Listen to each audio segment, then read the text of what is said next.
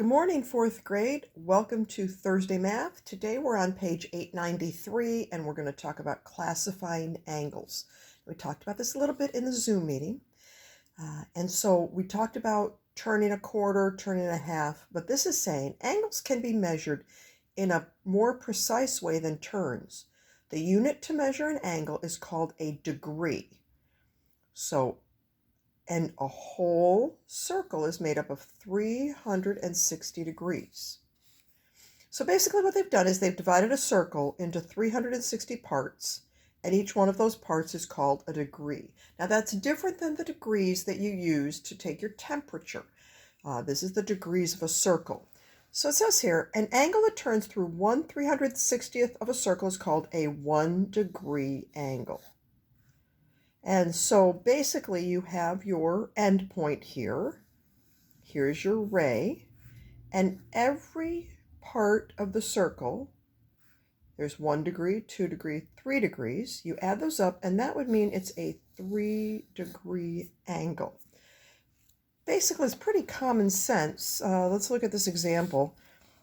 David waits by the crosswalk sign on his way to school. The angle outlined on the sign turns through 51-degree angles. Find the measure of the angle.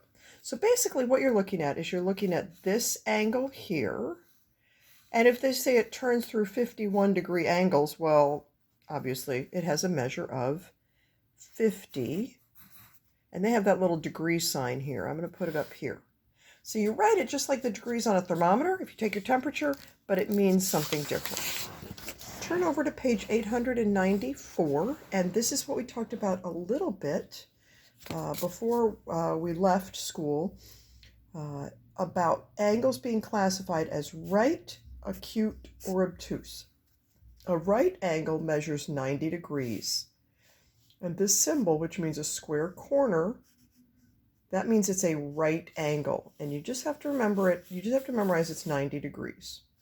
We said yesterday it's a quarter of a turn, but it's 90 degrees. An acute angle measures greater than 0, obviously, and less than 90. So this one is less than 90 degrees. Anything that's smaller than 90 would be a acute angle. An acute angle, remember, we memorized that by saying it's a acute little angle. And then the other word you just need to memorize, an obtuse angle measures greater than 90 but less than 180. Which brings me to another point. If you have an angle that has a ray like this, and then another ray like this, and it's basically a straight line, that angle measures 180 degrees. So the two you need to remember are the 90-degree angle, which is a right angle with a square corner, and the 180-degree angle, which is basically a straight line. So you see an obtuse angle is greater than 90, but it's not bigger than that straight line, all right? So today you don't have a lot of math to do, but let's talk about this. Classify the angle as right, acute, or obtuse. Now, when I look at this angle, I would think it was acute because it looks small, but you see what they did here? They put a little square corner here.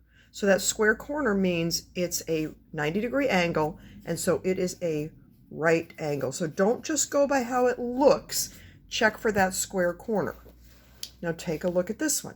Classify the angle as right, acute, or obtuse. Well, look, you can tell this is bigger than 90 degrees. So therefore, it's an obtuse angle. All right? On the bottom, it says here the angle shown turns through 94 1-degree angles. Find the measure of the angle. Well, obviously, if it's 94 1-degree angles, it's 94 degrees. Now, I want you to do this one by yourself. Classify the angle shown as right, acute, or obtuse. Write your answer. Okay. Did you write acute? I hope so. It's a cute little angle. All right. We are going to skip some pages today. And for your work that you're turning in page 898.